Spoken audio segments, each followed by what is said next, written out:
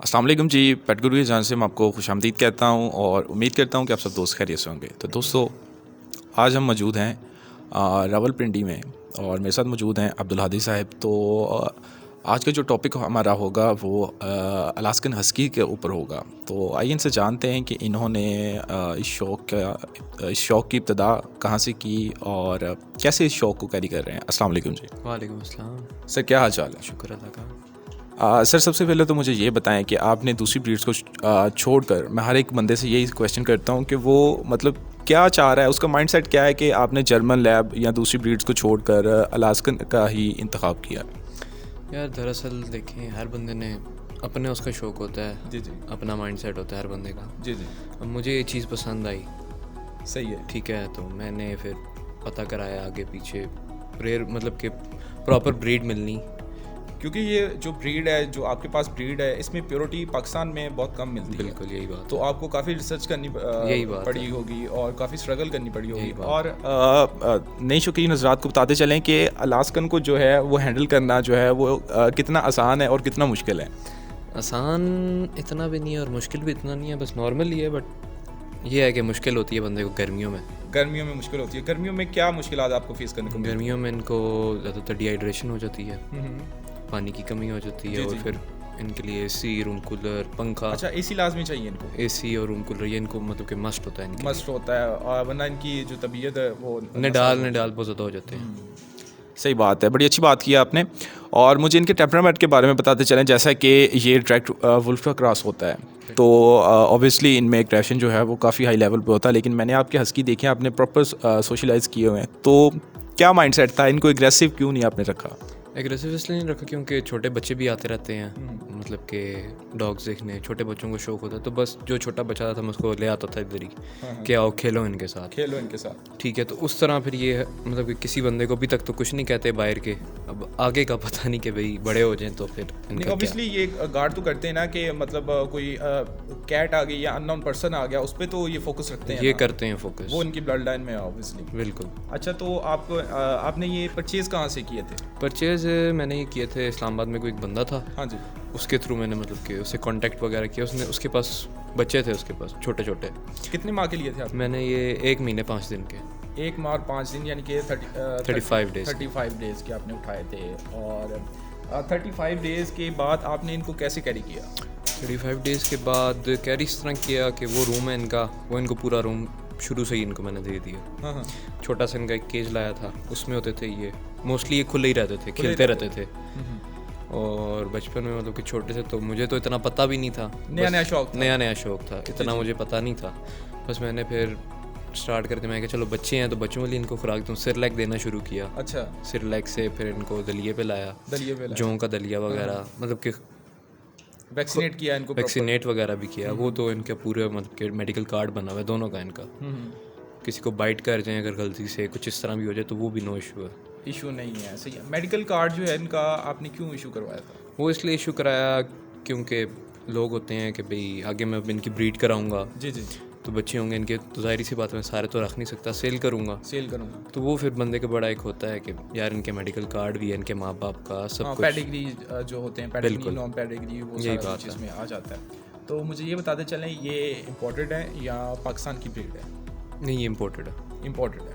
ज़बरदस्त बात। इनके जो मतलब के माँ बाप थे वो इम्पोर्टेड थे और ये पाकिस्तान की ब्रीड है। ये मतलब इम्पोर्ट ही हो गई, यानी कि आपकी इम्पोर्टेड ब्रीड है। पाकिस्तान में मतलब ये जो क्रॉस चले आ रहे हैं उनमें से नहीं है। तो इनमें से मुझे बताते चलें, जो मेल है ये मेरे ख्याल से शो क्लास है, और फीमेल जो है ये मेल है। जी। और वो वाइट वाली जो है अलास्कन है। जी। वो फीमेल है। तो क्या इरादा है इन फ्यूचर में, कोई शो वगैरह खेलने का, या अभी तक कोई खेला है शो? नहीं, अभी तक कुछ भी नहीं। तो फ्यूचर में कोई प्रोग्राम है इनको ट्रेन प्रॉपर करके शो में ले जाने का? इंशाल्लाह वो मेरा दिल है, ट्रेनिंग वगैरह इनको करके उस तरह फिर लेके जाऊंगा। तो ट्रेनिंग की तरफ भी थोड़ा सा रुझान रखते हैं या ट्रेनर नहीं? प्रॉपर हायर करेंगे? अभी ट्रेनर प्रॉपर हायर करूंगा मैं, کیونکہ میرے پاس تو اتنا ٹائم نہیں ہوتا, جم وغیرہ بھی جانا, پھر اسٹڈی یہ وہ دوسرا تیسرا, تو پھر نہیں ٹائم نہیں نکل پاتا, ٹائم نہیں ملتا. یعنی کہ آپ اکیلے ہی ان کو مینیج کر رہے ہیں ابھی, مطلب گھر والے سپورٹ کر رہے ہیں اس گھر والے تو وہ تو پیسوں کے لحاظ سے سپورٹ کر رہے ہیں, اس لحاظ سے نہیں. بڑی خوشی کی بات ہے. موسٹلی جو پیرنٹس ہوتے ہیں ان کو مطلب سیٹسفائی کرنا پڑتا ہے, نہیں جی ابو جی امی جی ہم نے ڈاگ رکھنا ہے, اور یہ وہ گھر والوں کو پورے کو یعنی کہ خاندان کو ایک اعتماد میں لینا پڑتا ہے کہ میں اپنی دوسری ذمہ داریاں بھی نبھاؤں گا, اکیلا ان کو ہی نہیں ٹائم دوں گا. تو ایکسرسائز کے لحاظ سے مجھ سے بات کرتے جائیں کہ کتنی مطلب آپ ان کو واک کرواتے ہیں یا کیا لحاظ ہے؟ واک ان کی تقریباً سمجھ لیں میں گھر سے باہر لے کے جاؤں گا آگے بیکری تک, ادھر سے پھر آگے روڈ تک, پھر گھر گلیوں, مطلب کہ ان کو یہ ہے کہ راستہ یاد انہوں نے کس ٹریک پہ جانا ہے روز. ٹھیک ہے, رات کے ٹائم ان کو میں نکالتا ہوں 11 ساڑھے 11 کے ٹائم, 11 ساڑھے 11 کے ٹائم. ٹھیک ہے, یعنی کہ 1-2 کلومیٹر ان کی واک جو ہے بالکل کمپل سے. تو ڈائٹ پلان کے بارے میں بات کرتے جاتے ہیں کہ سردیاں اور گرمیوں میں ان کا ڈائٹ کا کیا شیڈیول ہے؟ سردیوں میں تو ان کو مطلب کہ ڈاگ فوڈ ہی اسی پہ ہی رکھا ہوا ہے, پر گرمیوں میں یہ تینوں ٹائم مطلب 2 یا 3 ٹائم ڈائٹ؟ نہیں 2 ٹائم میں دیتا ہوں. تو باقی کا دوپہر میں ان کو مطلب کہ فروٹ وغیرہ کوئی دے دیا. فروٹ وغیرہ کون سا موسٹ فیوریٹ فوڈ ہے ان کا؟ ایپل. اس سے یہ ہے کہ ان کو بھوک بھی لگتی ہے پھر زیادہ. ہاں بالکل صحیح بات ہے, اور ان کے دوسرا امیون سسٹم کے لیے بھی بہتر ہے. صحیح بات ہے. اور سردیوں کا ہی بتایا تھا. گرمیوں میں مطلب کہ میں آپ کو بتانے لگا تھا, گرمیوں میں ان کا یہ ہے کہ ویجیٹیبلس وغیرہ.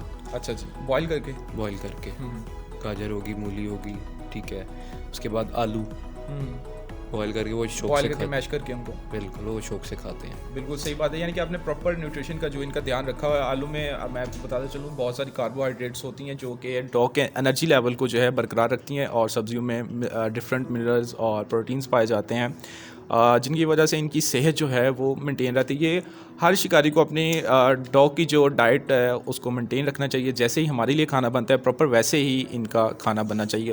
اس کا خیال رکھنا چاہیے, نہ کہ صرف گھر کی ایک سادہ روٹی اور دودھ کے اوپر آپ کو رکھنا چاہیے. آپ کو موسم کے لحاظ سے خوراک کو بھی چینج کرنا پڑتا ہے, اور ان کی کیفیت کو بھی دیکھنا پڑتا ہے کہ کب یہ بیمار ہو رہے ہیں, کب یہ مطلب تھوڑا سا بھی ان کو اگر آپ کو ایشو دکھائی دیتا ہے تو فوراً اپنے ویٹ سے رابطہ کریں, الغرضی نہ کریں, ورنہ جانور جو ہے ایکسپائر ہونے کا خدشہ ہوتا ہے اور آپ کو پھر بہت ساری مشکلات کا سامنا کرنا پڑ سکتا ہے. موسٹلی جو نئے شوقین حضرات ہوتے ہیں جیسا کہ میرے ساتھ بیٹھے ہیں, تو ایسے دوستوں کا جو ہے وہ دل ٹوٹ جاتا ہے, وہ دوبارہ سے شوق میں نہیں آتے. تو یہی بات ہے. تو اب بات کر لیتے ہیں جی ان کی کتنی مشکلات فیس آئی تھی آپ کو جب سے آپ لے کے آئے ان کو ابھی تک, کتنی مطلب بیماریوں سے آپ کو لڑنا پڑا ہے؟ بیماریوں سے تو ان کے مطلب کہ میل نہیں بیمار ہوا تھا اتنا, فیمیل بہت زیادہ بیمار رہی تھی. کون سی بیماریاں جو انہیں اٹیک کرتی ہیں زیادہ؟ ان کو جو ان سے ہے وہ ہے پارو نے اٹیک کیا تھا. بالکل کیا تھا. کتنے دن تک؟ یہ تقریباً 2 ویکس تو سمجھ لیں میرے روم میں. جو ٹائم ہے وہ تقریباً 2 ویکس یا 3 ویکس تک ہوتا ہے, اس کے بعد جو ہے آپ کا جانور ایکسپائر ہو جاتا ہے. تو کیسے آپ نے مینٹین کیا, آپ کو کیسے پتہ چلا کہ اس کو پارو ہے؟ کیونکہ موسٹلی لوگوں کو پتہ نہیں چلتا پارو ہے کیا. وہ میرے دراصل ویٹ جون سے ہیں, وہ میرے بڑے اچھے فرینڈ ہیں. جیسے ہی اس کو کچھ ہونا شروع ہوا تو یہ ایک دم سے اس کو کچھ فریز ہوگی, ٹھنڈی ہوگی تھی بالکل, ٹیمپریچر ڈاؤن ہو گیا اس کا بہت زیادہ. مجھے لگا کہ گئی بس, ٹھیک ہے. تو پھر ویٹ سے رابطہ کیا تو وہ آیا, تو میرے روم میں ہی یہ سمجھ لیں 2 ویک رہی. ادھر مجھے اس کو سنبھالنا بھی پڑتا تھا سب کچھ, اور مطلب کہ وامٹس کرتی تھی خون کی. یہ میں آپ کو بتاتا چلوں کہ جو پارو وائرس ہوتا ہے اس کی ابتدائی سمٹمز یہ ہوتی ہیں کہ ان کا ٹمپریچر لیول, ان کو سم ٹائمز فیور بھی ہو جاتا ہے لیکن ٹمپریچر ایک دم سے ڈاؤن ہو جاتا ہے, ٹھنڈے پڑنے لگ جاتے ہیں, اور بلڈی جو ہوتی ہے ان کی اسٹول میں وہ بھی آتی ہے, وومٹنگ بھی ان کو ہوتی ہے, ڈائریا ہو جاتا ہے, اور اس کے ساتھ ساتھ ڈی ہائیڈریشن بہت زیادہ ہو جاتی ہے. تو کافی ویک ہو جاتا ہے. ڈی ہائیڈریشن اس لیے ہو جاتی ہے کیونکہ یہ کھانا پینا بھی چھوڑ دیتے ہیں, تو خوراک کا جو ہے وہ نظام درم برم ہو جاتا ہے. تو راولپنڈی میں کون سے ویٹ کو جو ہے آپ پریفر کرتے ہیں؟ راولپنڈی میں تو ہمارے تو گھر کے باہر ہیں یہ جو عسکری والے ہیں, عسکری ڈاکٹر جمیل صاحب, ان سے ہی ہم مطلب کہ شروع سے ہی میں نے جو بھی پیٹ رکھا ہے انہیں سے کرتے ہیں. ماشاء اللہ ان کا ایکسپیرینس بھی بہت زیادہ ہے. جی ماشاء اللہ. بالکل. تو ویڈیو کے اختتام پر آپ اپنے شکاری دوستوں, اپنے ہم عمر یا مطلب جو نیا شوق کا آغاز کرنے جا رہے ہیں, ان کے بارے میں کیا کہنا چاہیں گے؟ بس یہی کہنا چاہوں گا کہ دل بندے کو مضبوط رکھنا چاہیے. ٹھیک ہے, جو بھی شوق کرو تو پنجابی میں کنٹینیو رہو. اور دوسری بات یہ ہے کہ پنجابی میں وہ محاورہ بھی ہے, شوق کا کوئی مول نہیں. شوق کا کوئی مول نہیں ہے, بالکل صحیح بات کی آپ نے. تو بندے کو بس اس طرف سے نہیں دھیان, کوئی ٹینشن پریشانی رکھنی چاہیے, بندہ بس اسٹارٹ رکھے اپنا, جس طرح ہے چل رہا ہے چلنے دو, لوگوں کی باتوں میں نہیں آنا. لوگ تو بہت کچھ کہتے ہیں پھر. ظاہر سی بات ہے جی, بڑی اچھی انفارمیشن انہوں نے دی, اور امید کرتا ہوں کہ آج کی ویڈیو میں آپ کو کافی ساری انفارمیشن جو ہے ہمارے نوجوان سے دیکھنے کو سننے کو ملی ہوں گی. اور اب کے لیے ہمیں اجازت دیجیے, انشاءاللہ ملتے ہیں نئی ویڈیو میں نئے چہروں کے ساتھ. اللہ حافظ.